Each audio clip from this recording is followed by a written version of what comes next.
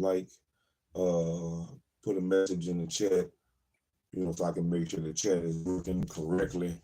And we're going to get moving, started on chapter 10 of Miss Zora Neale Hurston's book, man, Mules and Men. Mules and Men. Oh, ah. And chapter 10 going to be a pretty lengthy one. We're going to get the whole hour. It's not going to be like today. I mean, like yesterday. It was only like 30 minutes worth of reading. Ooh, it's pretty lengthy. Chapter 10. Some pages right there, baby. There's some pages right there in chapter 10. Oh, fuck it. Excuse me. Let's go ahead, though. I'm going to put my harmonica up.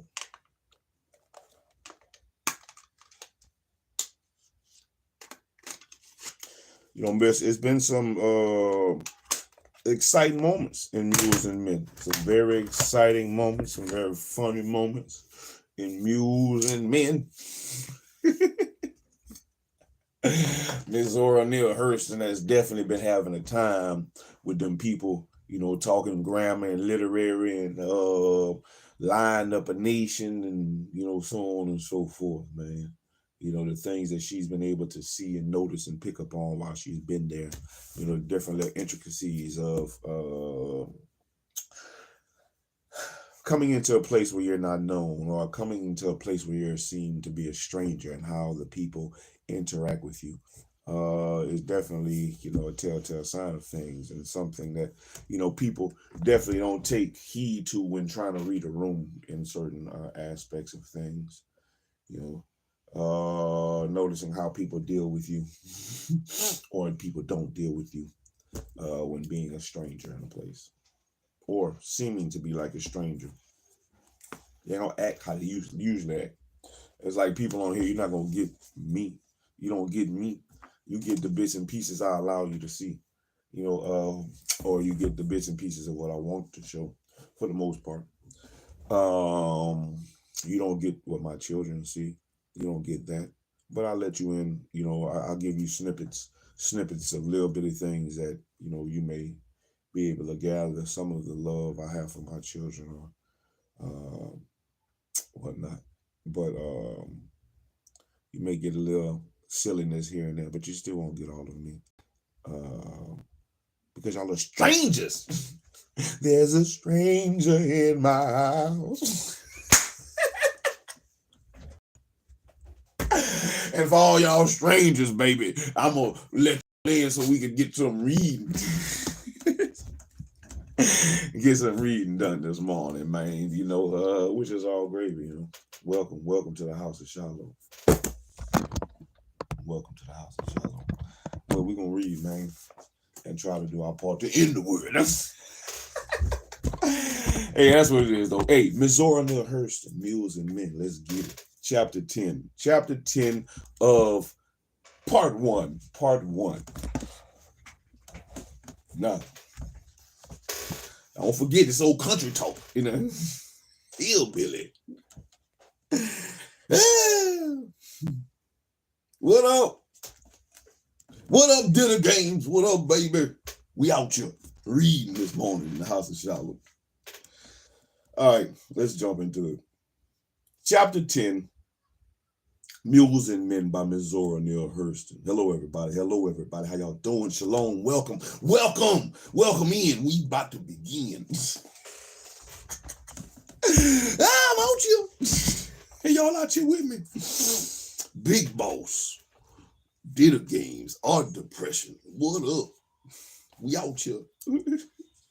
Reading in the AM. Chapter 10. Without further ado.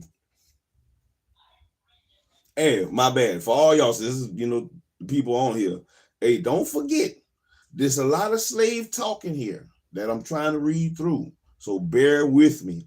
I might jumble up and mispronounce some of the talk because it's not spelled correct. It's not spelled how we normally would read. So watch out. Chapter 10. So I left most of my things in Lowman and ran down in the phosphate country around Mulberry, Pierce, and Lakeland. I collected a mass of children's tales and games. The company operating the mines at Pierce maintains very excellent living conditions in their quarters. The cottages are on clean, tree-lined streets. There is a good hospital and 9 months school. They will not employ a boy under 17 so that the parents are not tempted to put minors to work. There is a cheerful community center with a large green covered table for crap games under a shady oak. We held the lion contest out under the trees in the nighttime, some sitting, some standing, and everybody in a jolly mood. Max C. Ford proved to be a mighty storyteller before the Lord. I found out about creation from him. The tale of the purpose or the porpoise is on Crosswise, and he explains the mystery of that. No, Zora, did you ever see a porpoise? Yep, many times. Did you ever notice his tail? I don't believe I did. He moved so fast till I don't remember much except seeing him turning somersaults and shooting up and down the Indian River like lightning through the trees. Well, it's a crossways. Every other fish got his tail on straight, but the porpoise. He's on the crossways and bent down like this. He bent down the fingers of his hand sharply from the knuckles. The reason for that is God made the world and the sky and the birds and the animals and the fishes. He finished off the stars and the trees. Then he made the gold track clear around the world and greased it and called the sun to him and says, now, son, I done made everything but time, and I want you to make that. I made that gold track for you to run on, and I want you to get on it, and go around the world just as fast as you can stave it. And the time it take you to go and come, I'm going to call it day and night.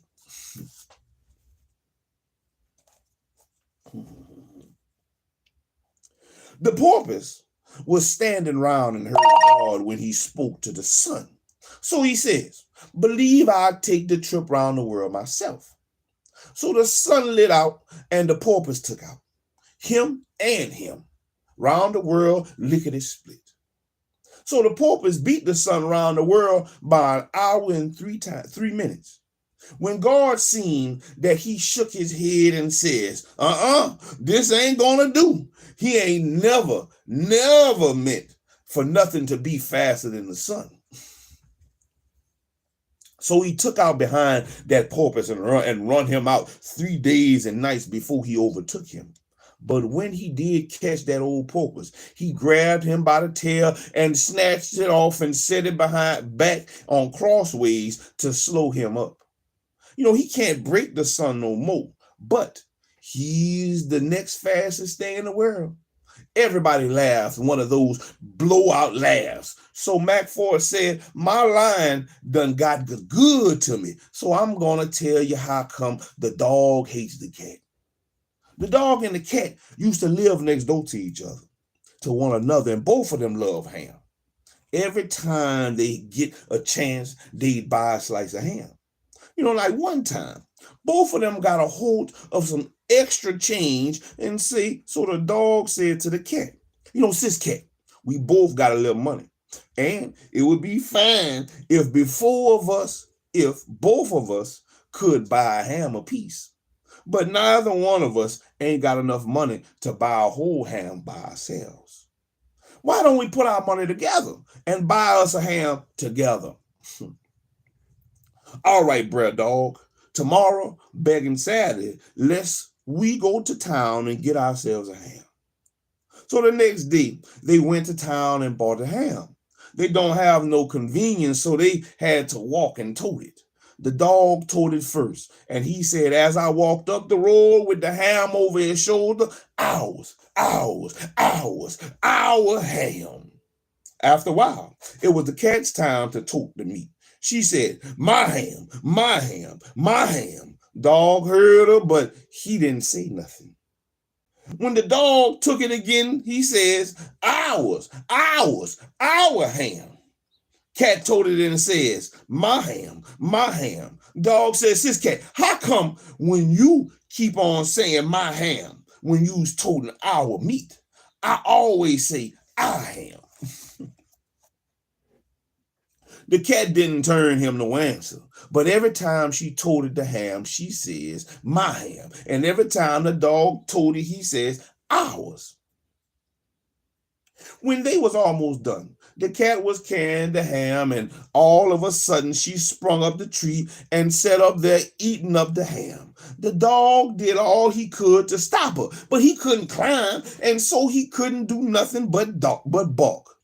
But that old cat, you up that tree eating all that ham, and I can't get to you, but when you come down, I'm gonna make you take this Indian River for a dusty road. Did you ever pass off much time around the railroad camp, Zora asked Mr. Ford. I've been around there some. I was just fixing to tell you, if you ain't been there, you missed some good singing. Well, some good line. Ever hear that song about gonna see my long-haired babe? Nah, but I sure wish I had. Can you sing it? So can. And then I'm gonna do it to you. And then one about old Lula, old gal. I know you want to hear some more stories, don't you? I know you feel like telling some. And I agree. Don't you know that one word the devil made up is nope? Don't you know that's one word the devil made up? No, I had never heard it.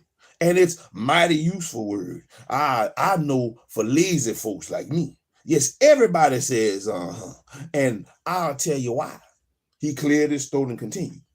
The old devil looked around hell one day, and he seen his place was short of help. So he thought he'd run up to heaven and kidnap some angels to keep things running till he got reinforcements from Miami. Well, he slipped up on a great crowd of angels on the outskirts of heaven and stuffed a couple of thousand in his mouth, a few hundred under each arm, and wrapped his tail around another 1,000 and darted off towards hell. When he was flying low over the earth looking for a place to land, a man looked up and seen the devil and asked him, "Oh, devil, I see you got a load of angels. Is you going back for more?"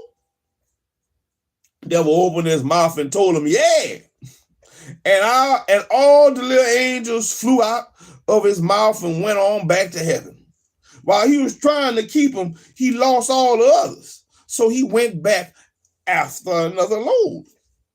He was flying low again. And the same man seen him and said, "Oh, devil, I seen you got another load, huh? Angels." The devil nodded his head and said, And that's why we see it today. That's a fine story. Tell me some more. I'm going to tell you all about Big 16 and High Walker and Bloody Bones. But first, I want to ask you a question. All right, go ahead and ask me. Zora, why do you think these little slim women was put on earth? Couldn't tell you to save my life. Well, these slim ones was put to here to beautify the world. These big ones must have been put here to do the same reason. Oh, no, Zora, I don't agree with that devil. Well, then, what was they put here for? To show these slim girls how far they can stretch without busting. That's what them big girls here for, to show them slim girls how far they can stretch without busting. Everybody out under the tree laughed except Good Bread. I bet Good Bread was big. A vegan. Good Bread.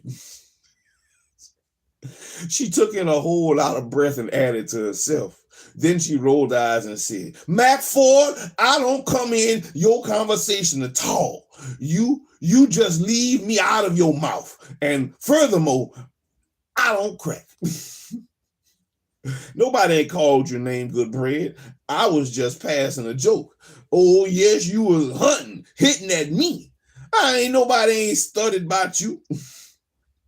Just cause you done sit around and grow ruffles around your hips, nobody can't mention fat.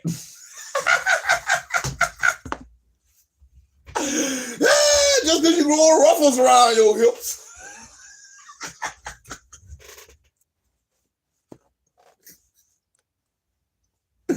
Just because you done sit around and grow ruffles around your hips, nobody can't mention fat. Thought you making out they talking about you.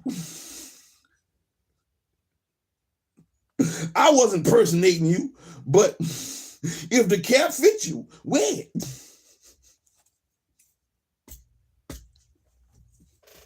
Go on, Mac. You know that very, very little. Your sugar sweetens my tea. Don't get me started. Go on, start something if that's the way you feel. You can be stopped. Now you trying to make somebody believe you so bad till you have to tote your pistol to bed to keep from getting in a fight with yourself. Getting in a fight with yourself. You got more poison in you than the snake that was so poisoned until he bit the railroad track and killed the train, huh? Don't y'all break this line contest up in no fight, Christopher Jenkins said. My honey laughed scornfully. It ain't gonna be no fight.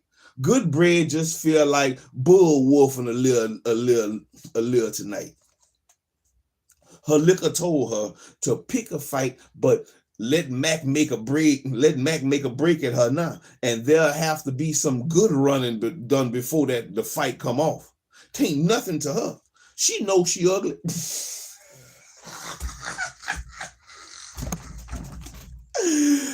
Good bread, fat and ugly.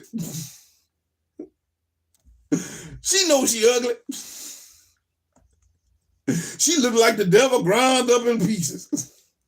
Good bread jumped up with her pocket knife out. What you say, nigga?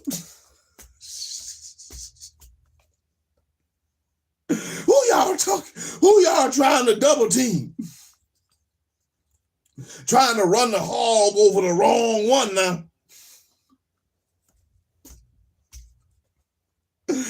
That's some country talk, yeah. You're trying to run the hog over the wrong one. Oh, sit down, good bread, and put that fro back on in your pocket. Somebody liable to take that old piece of knife you got and wear it out around your own neck. That's what I say, Christopher. That's what I say, Christopher put in. She always trying to loud talk somebody. I hates women with men's overalls on anyhow. Me too.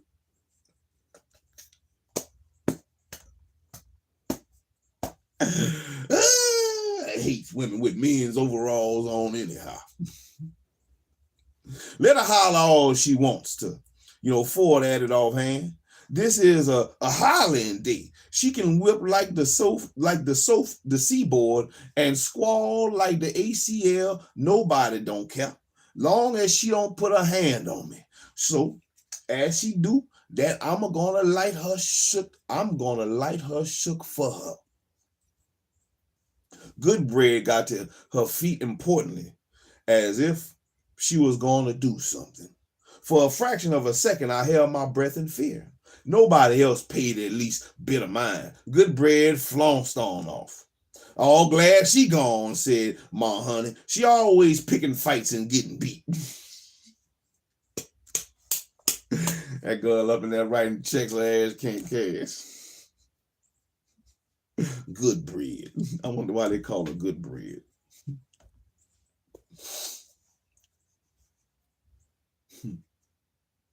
Don't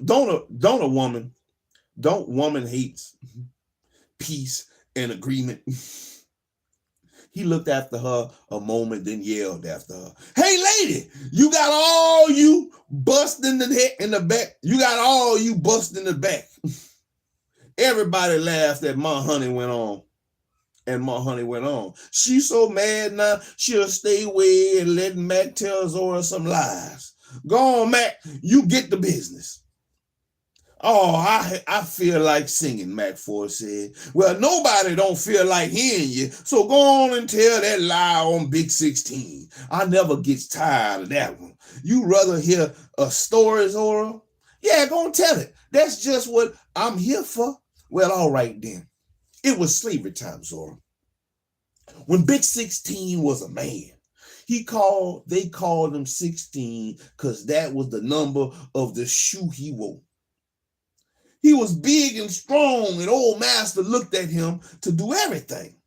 You know, one day old master said, Big 16, I believe I want you to move them seals, and had hewed out down in the swamp. Yes, sir, master. Big 16 went down in the swamp and picked up them 12 by 12s and brought them on up to the house and stacked them. No one man ain't never toted a 12 by 12 before, no sense. So old master said one day, go fetching the mules. I want to look them over. Big 16 went on down to the pasture and caught the mules by the bridle, but there was contrary and balky, and he tore the bridles to pieces pulling on them. So he picked one of them up over each shoulder, each arm, and brought them on up to old master.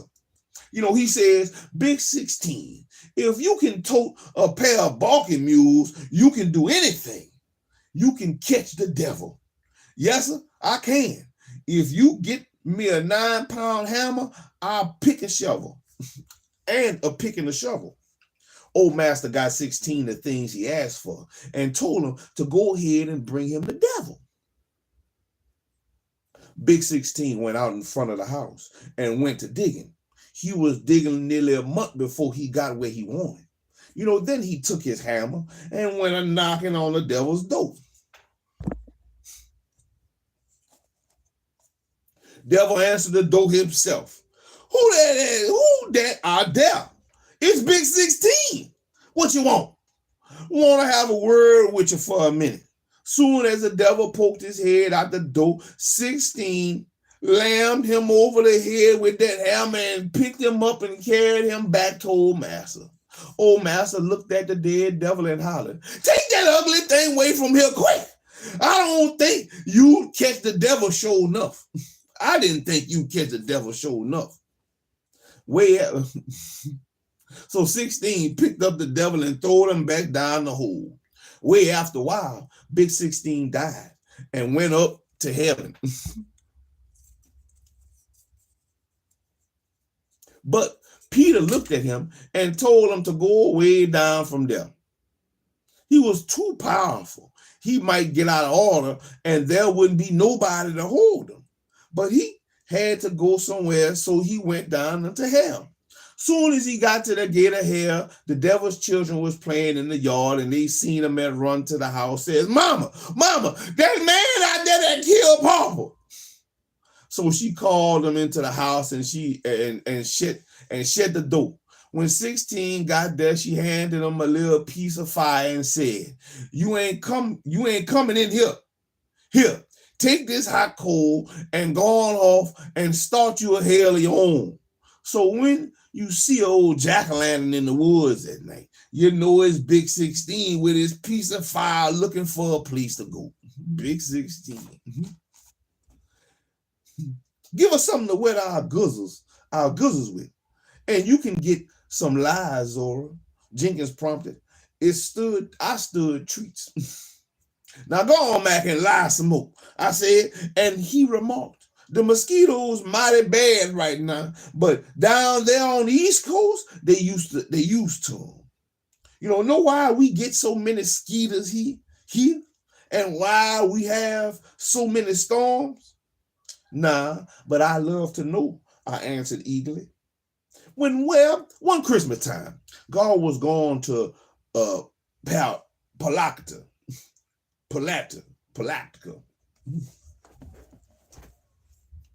The devil was on the neighborhood too and seen God going along the big road. So he jumped behind a stump and hid. You know, not that he was scared of God, but he wanted to get a Christmas present out of God, but he didn't want to give God nothing. So he squatted down behind the stump till God come along, and then he jumped up and said, Christmas gift. God just looked back over his shoulder and said, take the East Coast and keep on walking. And that's why we got storms and skeeters is the devil's property. I should mention, it is a custom in the Deep South for the children to go out Christmas morning catching people by saying Christmas gift. The one who says it first gets the present from the other. The adults usually prepare for this by providing plenty of hard candy, nuts, coconuts, fruits, and the like. Oh, that's why they always did that? I didn't know they used to do that.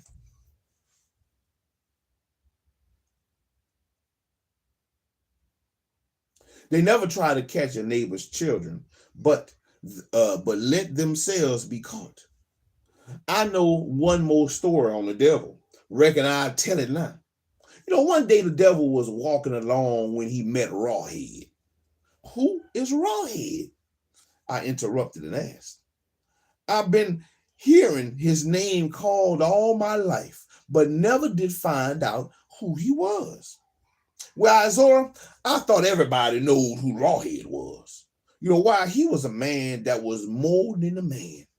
He was big and strong like Big 16, and he was two-headed. He knowed all the words that Moses used to make. God gave him the power to bring the 10 plagues and to part the Red Sea. He had seen the smoking mountains and the burning bush, and his head don't have no hair on it. And he sweated blood all the time. That's why his name is known as Rawhead. Then Mr. Ford told us the following story.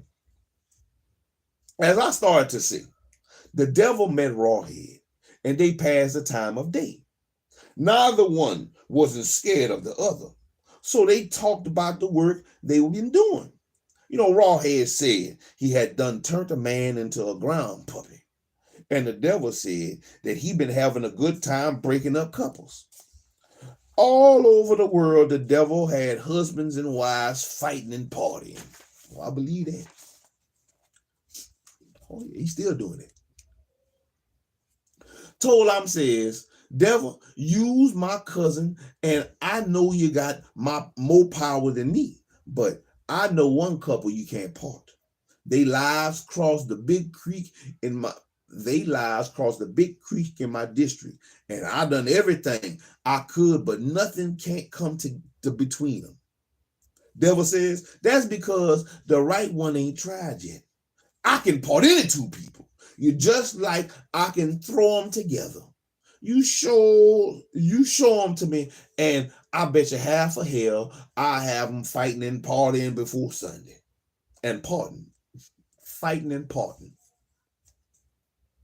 So the devil went to where the couple lived and took her around their house. He done everything he could, but they wouldn't fight and they wouldn't part. Devil was real outdone.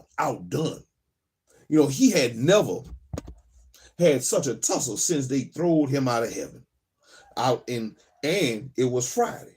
He seen he was about to lose half of his kingdom and have to go back on his brag. He was about to give up and go somewhere else that night when he met a woman as barefoot as a yard dog. They spoke and she says, you don't look so good. You done down sick. You been down sick. My bad. The devil told her, nah, but I've been trying to break up that loving couple up the road a piece there, but I can't do it. The woman says, oh, shucks. Is that all? Tell you what, I ain't never had a pair of shoes in my life. And if you promise to give me a pair of shoes tonight, I'll part them for you. If you part them, you get the shoes, and good ones at that. But you got to do it first. Oh, don't you worry about that. You just meet me at that sweet gum tree on the edge of the swamp tomorrow evening and bring them shoes. The next morning, she got up soon and went past the place to see where the man was working at. He was plowing way off from the house. So she spoke to him nice and polite and went on up to the house where the wife was. The wife asked her in and gave her a chair. She took her seat and began to praise everything in the place. It was the prettiest house she ever seen. It was the best looking yard in the part of the state. That was the finest dog she had ever laid eyes on. Nobody never had no cat as good as that one was. And the wife thanked her for all her compliments and gave her a pound of butter. The woman told her, everything you got is pretty, but use the prettiest of all. The wife is crazy about her husband and she can't stand to see him left out. So she say, my husband is prettier than I ever dare to be. Oh yeah, he's pretty too. Also, almost as pretty as you. The only thing that spoils his looks is that long flesh mole on his neck. Now, if that was off, he'd be the prettiest man in the world. The wife says, I think he's already the prettiest man in the world. But if anything will make him more prettier still, I will too gladly do it. Then you better cut that big old mole off of his neck. Now, how can I do that? He's scared to cut it off. Says he might bleed to death. You know, I know he won't neither. He won't lose more than a drop of blood if you cut it off right quick with a sharp razor and then wipe cobweb on off the place. It's a pity he won't let you do it cause it sure do spoil his looks. There go. She sound like the devil using that subtlety to subdue Eve in the garden of Eden. In that great big garden of Eden.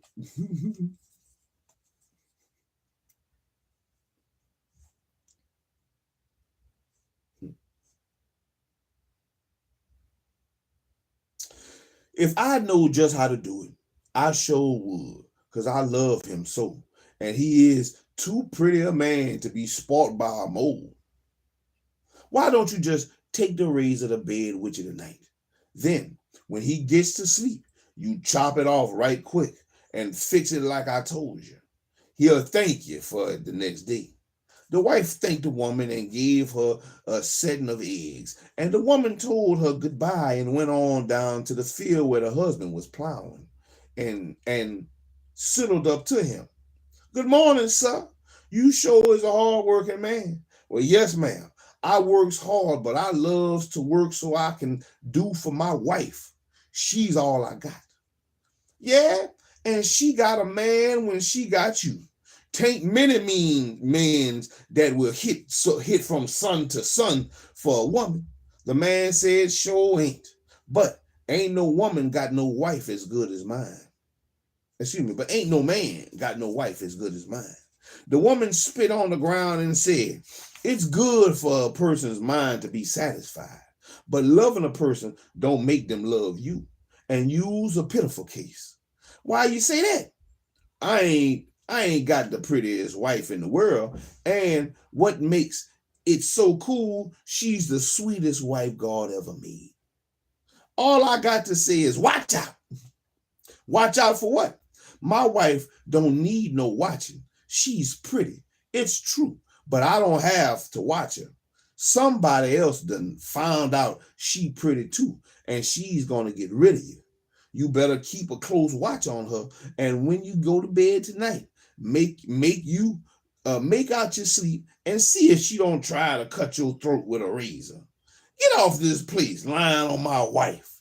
This woman hid in the bushes outside the fence row and watched. Sure enough, pretty soon he knocked off and went on towards the house. When he got there, he searched all over the place to see if anybody was there besides his wife. He didn't find nothing, but he watched everybody that passed the gate, and he didn't say nothing to his wife.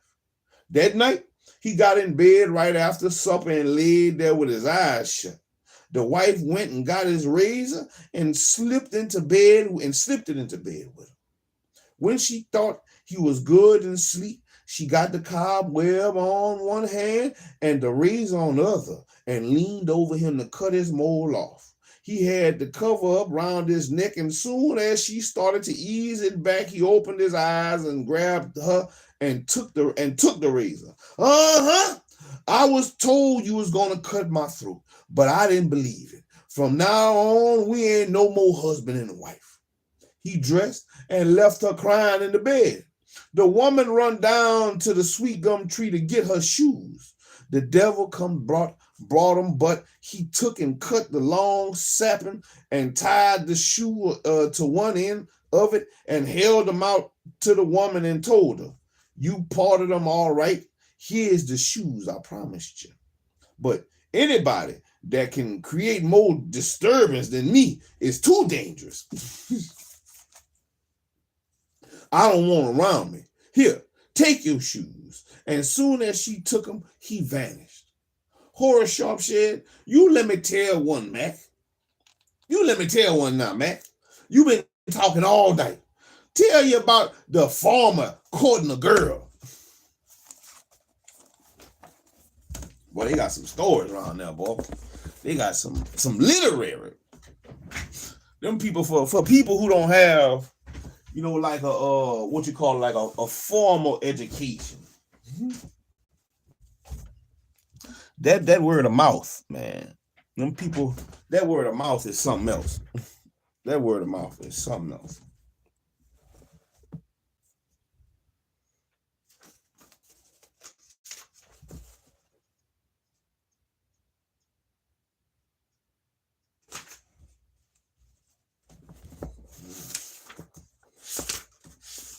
Oh, we almost there.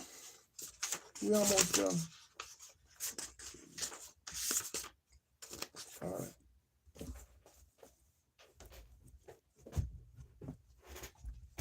I might need me a better chair. This chair sucks. This chair sucks for reading. It's good for other things, but it sucks for reading.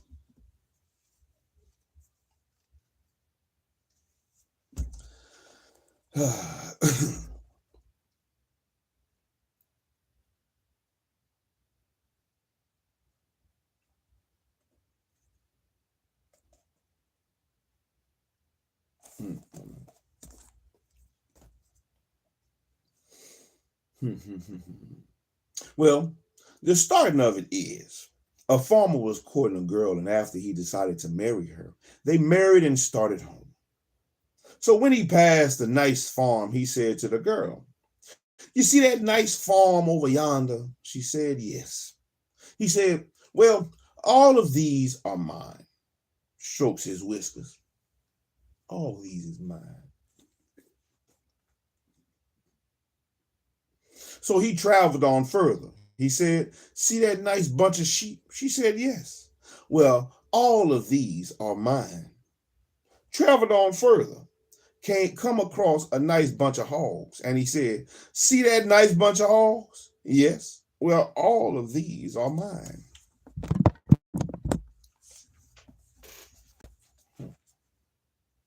So the last go round, he got home and drove up to the dirty little shack and told her to get out and come in. She says, "You got all these nice houses and want me to come in there? I couldn't afford to come in there. Why? You told me a story." I'm going back home.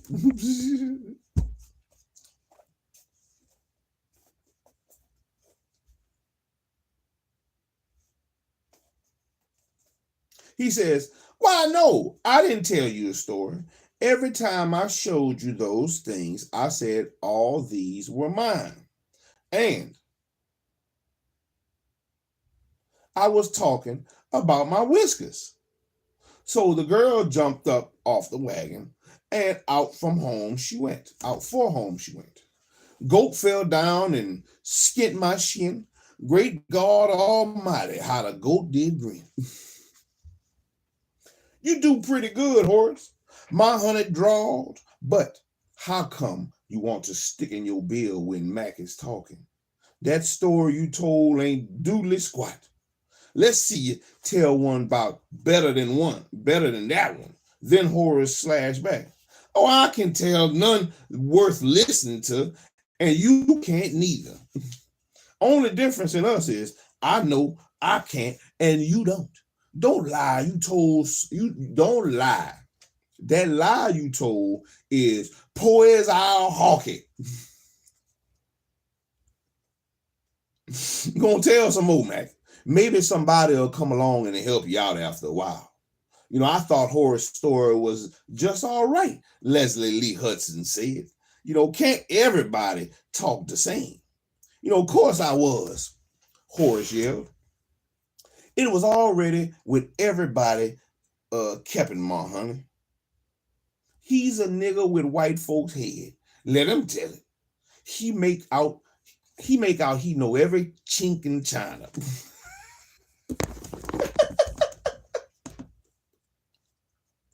What you gonna do? My honey asked. I can tell you for your part your lips, you ain't gonna do nothing but mildew. Somebody came along singing, you won't do, and everybody looking around at one time like cows in a pasture. Here come AD. He can lie good too. Hurry up, AD, and help make out. What Mac doing? Lying up a breeze? All right, let me get in this shag leg. Who lied last? Mac and you's next. Who all know what a squinch owl is? Frazier let out. Man, who you reckon it is? Don't know what that bad looking thing is. Christopher Jenkins asked. Sign of death on every time you hear one howling around your house. I shoots everyone I can find. You can stop them without shooting. Just tie a loose knot in a string, and every time he holler, you pull that knot a little bit tighter. That chokes him.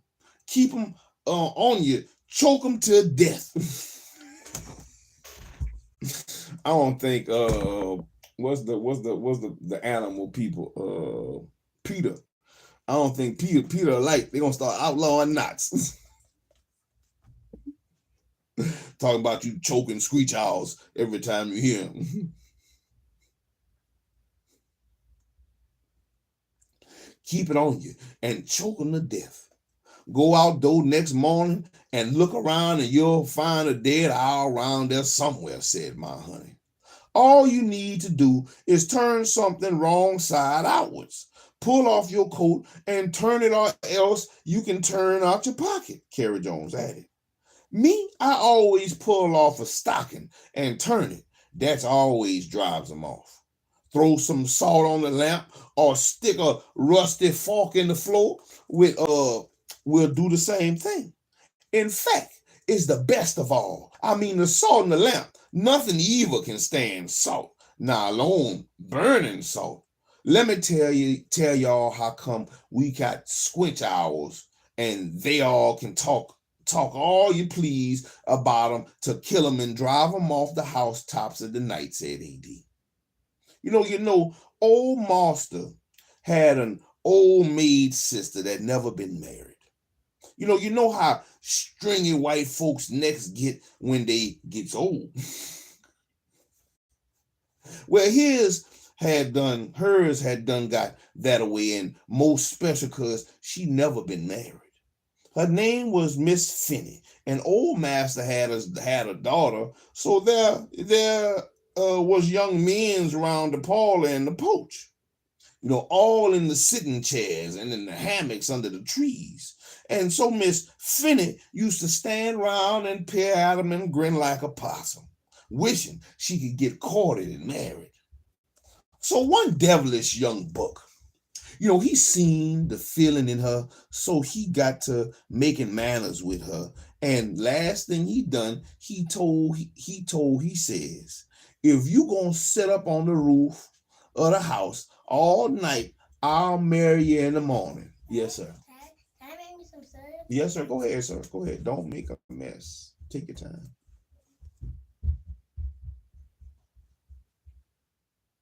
It was a bitter cold night.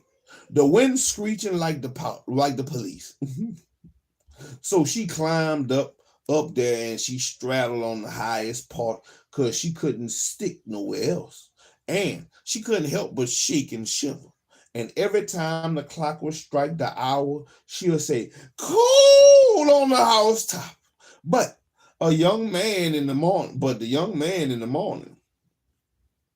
she kept doing it. She kept that up till the clock struck 4, when she tumbled down, froze to death. But the very next night, after they buried her, she took the shape of an owl and was back there shivering and crying. And that's how come you got squinch owls. That sure was a true lie, A.D. Carrie said. I sure has wished many times that Miss Finney had stayed off the top of that house. I knows one about a witch woman, A.D. went on, and I tell that one too. Wished I got my win.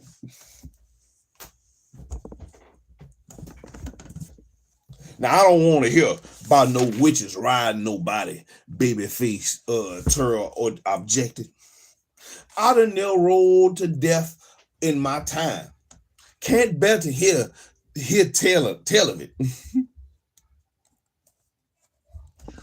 I've been there rolled to death in my time. Can't bear to hear tell of it. Well, then I can tell you about that talking mule. An old fellow one time had a mule. His name was Bill. Every morning the man got to catch him and he say, "Come round, Bill." So one morning he kept late. So he decided while he was drinking some coffee, he'd send his son to catch old Bill. Tell him, say, "Go on down there, boy, and bring me that mule up here." Boy, he sits as fast a lick. He grabbed the bridle and went on down to the lot to catch old Bill. He say, "Come round, Bill." The mule looked round at him and he told the mule, "Tain't no use he rolling your eyes at me. Pa wants you this morning. Come on round and stick your head in this bridle." Mule kept on looking at him and said, "Every morning it's come round, Bill. Come round, Bill. Don't hardly get no night rest before it's come round, Bill." That boy threw down the bridle and flew back to the house and told his pa, "That mule is talking. I'm gone, boy, telling your lies. Gonna catch that mule. Now, sir, pa, that mule's done gone to talking. You hate to catch that mule yourself. You had to catch that mule yourself. I ain't gone." Old man looked at old lady and says, see what a lie that boy is telling. So he gets out and goes on down after the mule himself. When he gets down there, he hollered, "Come on round, Bill." Old mule looked round and says, "Every morning it's come round, Bill." The old man had a little feist dog used to follow him everywhere he go. So he lit out with the little feist right behind him. So he told the old lady, "That boy ain't told much of a lie. That mule is talking. I never heard a mule talk before." Little feist says, "Me neither." The old man got scared again. Right through the woods he went with the feist right behind him. When he nearly run himself to death, he stopped and commenced blowing and says, "I'm so tired, I don't know what to do." Little dog run and sat down in front of him and went to hassling and says, "Me too. That man is running yet." Everybody agreed that the old man did right by running. Only some thought that could have bettered his record, but both for speed and distance. What make you love to tell them scary lies, A.D. Clarence Bill asked. Leslie Lee snuggled up to Clarence with his eyes of Eve and said, "He scares me too, Clarence. Let's me and you hug up together." Clarence grabbed her and wrapped her up tight. "You's just all right, A.D. If you know another one scarier than that one, I'll give you $5 to tell it." Ooh, $5 for a sword. I ain't making bread.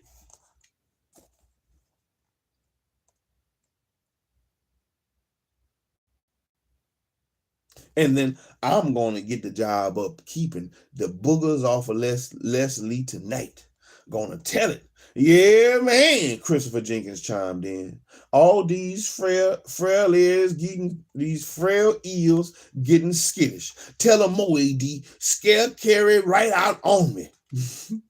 So AD tells another one.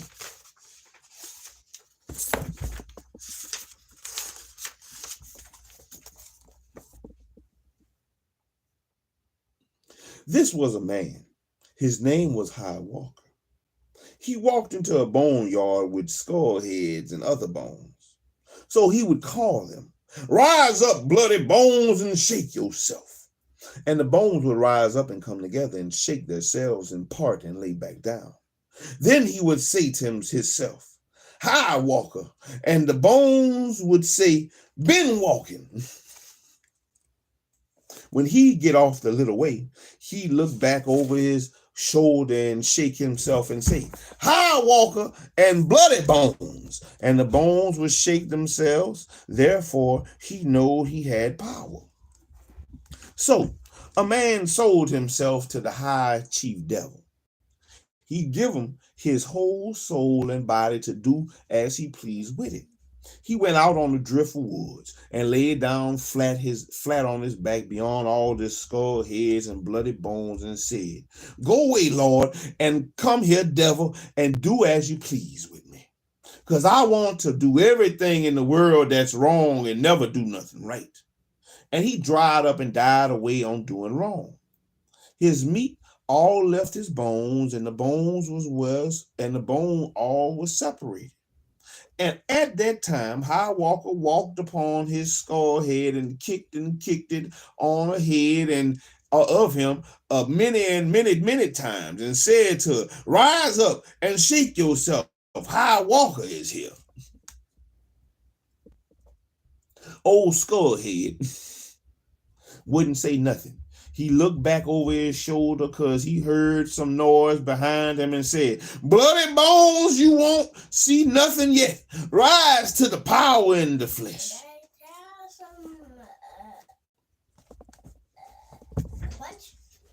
No, sir. What did you eat? Did you just have some cereal, sir? Did you get you some cereal, sir? Yes, sir. Okay. No punch right now. Did you drink all your milk when you ate your cereal? Okay, then go drink that. You don't need no punch. You want something to drink? Drink what you have. You're not going to be getting multiple things, my boy.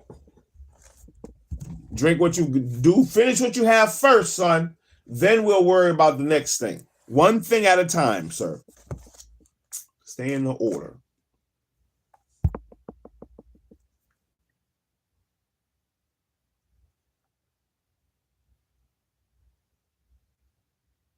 Then the skull said, "My mouth brought me here, and if you don't mind, Yoon will bring you here.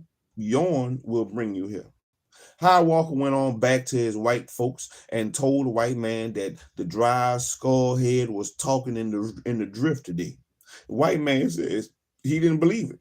"Well, if you don't believe it, come go with me, and I'll prove. And if he don't speak, you can chop my head off right where you at." So the white man and High Walker went back in the drift to find his old skull head.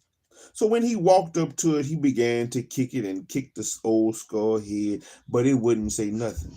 High Walker looked at the white man and seen I'm wetting his knife and wetting it hard, and the sound of it said, "Rickety Rick, rickety Rick, rickety Rick." So High Walker kicked that old skull head and called it many and many a time, but it never said nothing. So the white man cut off High Walker's head.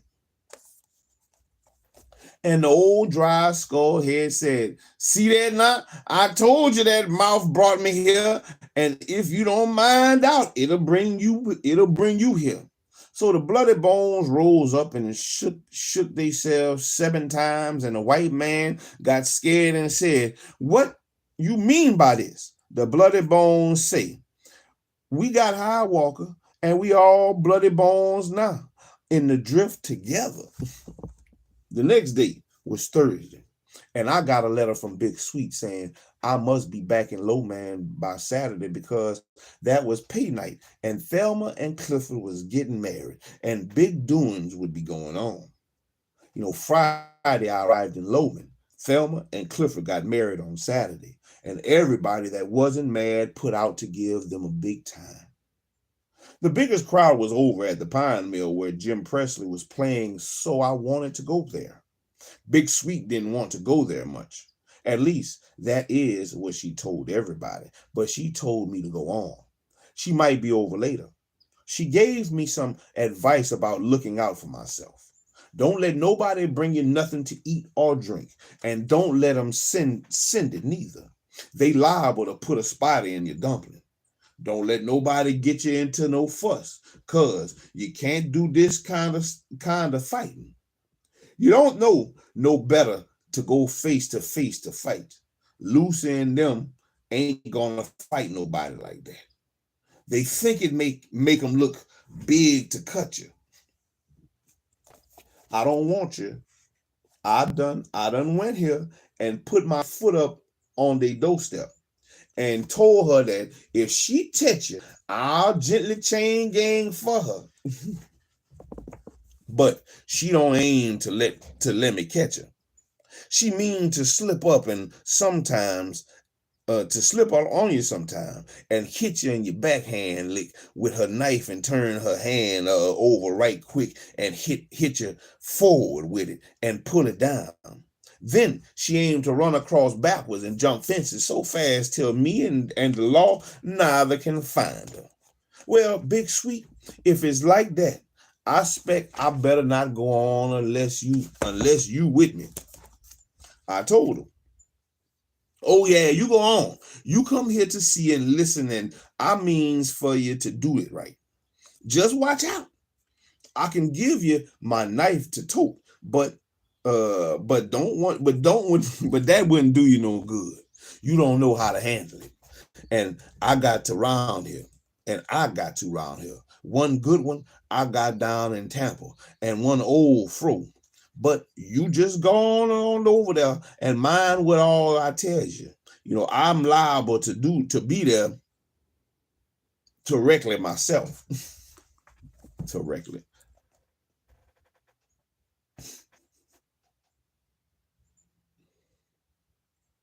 And don't get bigoted with nobody and let your head start more than your rump can stand. I promised sincerely and took Clifford and Thelma in the car with me to the Pine Mill. A new man had come from Groveland, where another big sawmill was located, and he was standing behind Jim Presley and Slim singing new songs, and I was so glad that I had come. It didn't take me long to learn some new ones, and I forgot all about Lucy. Way after midnight, Big Sweet came in. The place was hot by then. Everything was done got loud, the music, the dancing, the laughing, and nobody could say a thing even over the card games unless they made it sound something like singing. Heard one woman playing coon can sing out, give me my money, give me my man, my money to play coon can. He lost all my money, but he played his hand. In a little while, I heard her again. Before I lose my writer's change, I'll spread some deuces and tab the game. Before I lose my writer's hand, I'll spread short deuces and tab the game. Big Sweet nodded me over in the corner and said, I done strolled it over on the other side that I'm going home to bed. Just want to see what might come off. Lucy ain't been here at all. I told her, believe she's scared she might kill her sure enough. She know I was less than she kill me first.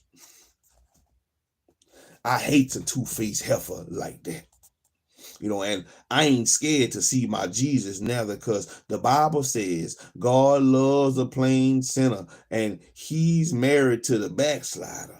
And I got just as good a chance at heaven as anybody else. So have your correct amount of fun. I'm sitting right over there and that skin game. Heard everybody at the Florida Flip game say, I'm gone, just like a turkey through the corn. Deal. Heard somebody else in the game say, begging, and the dealer told him, eat acorns. Heard Blue Baby ask Boxcar, who is that new nigga over there by the freshmen? God Almighty, Ugly got the mug on him with 4-wheel brakes. He's the new Skeeter Man.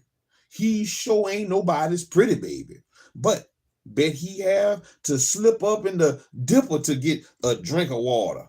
Believe I'll holler at him. He ugly. Who made you? Hey, ugly. Who made you? Don't start to line on God now. A general laugh followed this.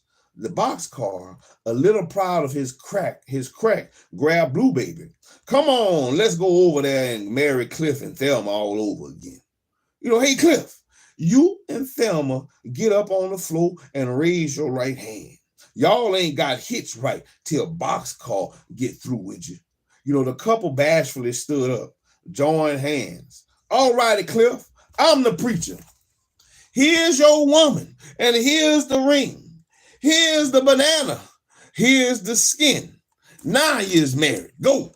A huge burst of laughter drowned out Boxcar's voice, and when the laugh died out, I could hear Nunki read the deck where the flip game used to be, calling the names of the cards and laying them down rhythmically and dramatically as he read. Ace means the first name that I met you. Deuce means there was nobody there but us two. Trey means the third party. Charlie was his name. 4 spot means the 4th time you tried that same old game. 5 spot is 5 years you played me for a clown. 6 spot, 6 feet of earth when the deal goes down. Now, I'm a hole in the 7 spot for each day of the week. 8 spot, 8 hours, you should be with your chic.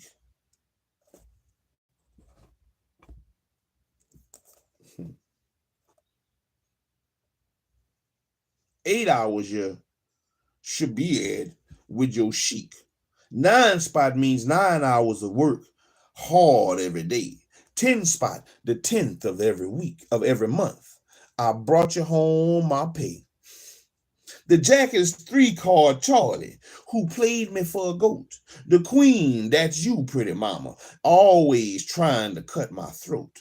The king, that hot papa nonky, and he gonna wear the crown. So be careful, y'all ain't broke when the deal goes down.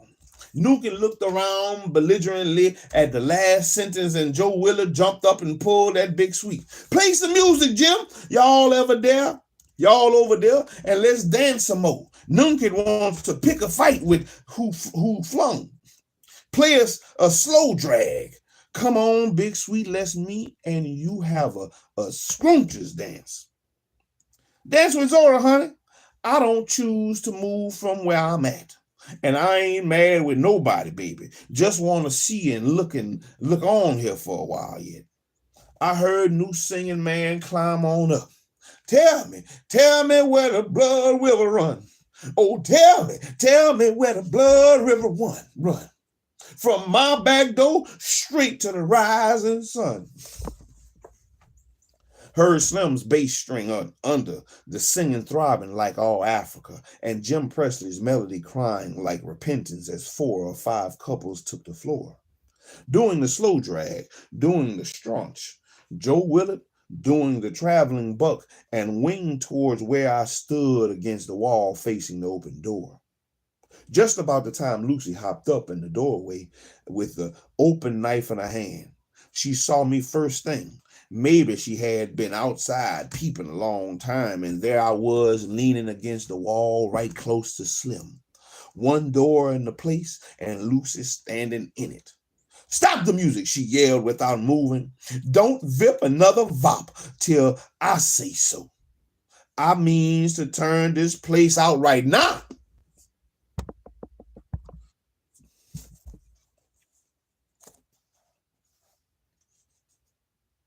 And I got the law in my mouth. So she started walking hippily straight at me. She knew I couldn't get out easily because she had me barred, and she knew not many people would risk running into a knife blade to stop a fight. So she didn't have to run. I didn't move, but I was running in my skin. I could hear the blade already crying in my flesh. I was sick and weak. But a flash from the corner about 10 feet off, and Lucy had something else to think about.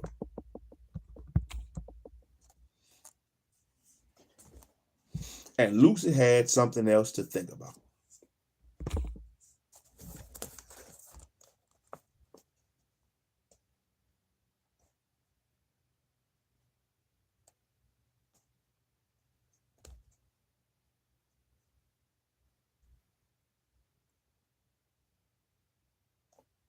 There we go. And Lucy had something else to think about besides me. Big Sweets was flying at her with an open blade, and now it was Lucy's time to try to make it to the door. Big Sweets kicked her somewhere about the knee, and she fell. A double-backed razor flew through the air very close to Big Sweet's head. Crip, the new Skeeter Man, had hurled it. It whizzed past Big Sweet and stuck in the wall. Then Joe Willard went for Crip. Jim Presley punched me violently and said, "Run, you child! Run and ride! This is going to be a nasty ditch." Lucy been feeding Crip under rations to get him to help her. Run clean off this job. Some of these folks going to judgment, and some going to jail. Come on, let's run. Slick stuck out the guitar to keep two struggling men from blocking his way. Lucy was screaming. Crip had hold of Big Sweet's clothes in the back, and Joe was slugging him loose. Curses, oaths, cries, and the whole place was in motion. Blood was on the floor. I fell out of the door over a man lying on the steps who either fell himself trying to run or got knocked out. I don't know. I was in the car in seconds and in high just too quick. Jim and Slim helped me throw my bags into the car, and I saw the sun rising as I approached Crescent City. And that was chapter 10, man. That was chapter 10 of part 1 of Mules and Men by Miss ZORA Neale Hurston. Man, I struggled a lot, man. I read some good parts, but I struggled some. In there. I struggled some. I hate, all praises. We're almost through the book. Man, we are more than halfway through the book. We over half. The book almost done, baby. Oh! So I would say we got about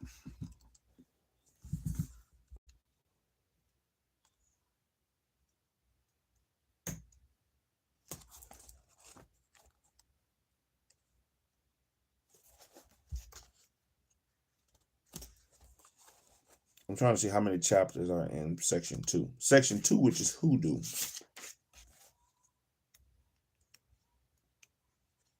7. So we got about 7 days. 7 more days, about another week or so.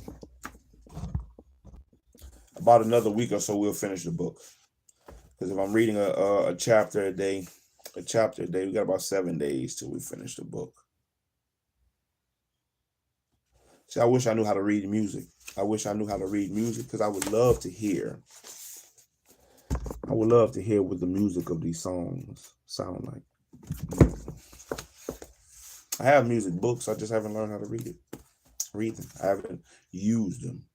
Jen Henry told his captain, "Bury me under the seals of the floor." So $1 more and 50 to $1 more. So a lot of the songs I was trying to just do something with.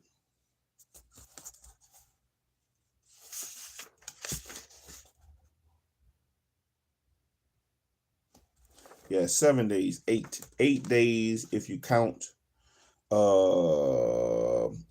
Behind the songs, there's a glossary, there's an appendix.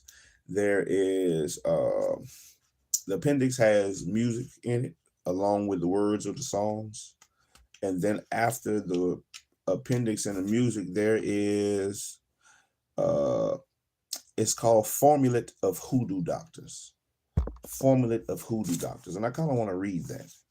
I think I want to read that. It has like to make a man come home, the things people do, or the things I guess a hoodoo doctor would say do. To make people love you, to break up a love affair. Paraphernalia of conjure.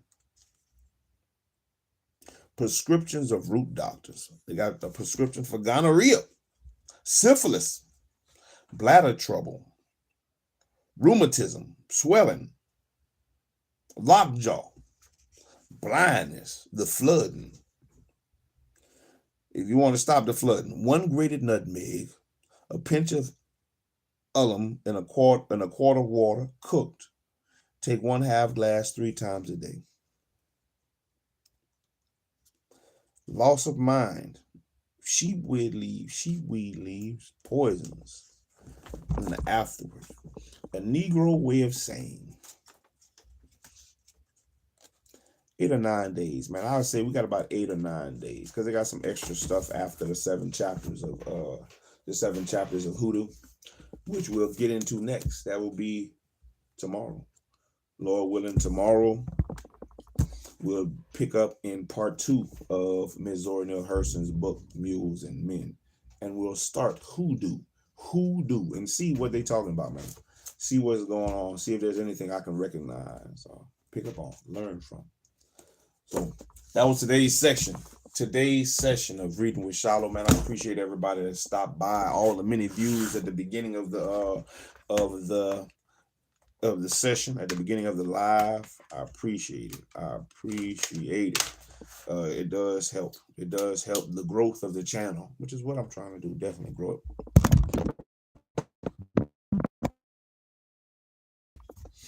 And I'll keep pushing, 1 book at a time. 1 book at a time. 1 book at a time. 1 book at a time. 1 book at a time.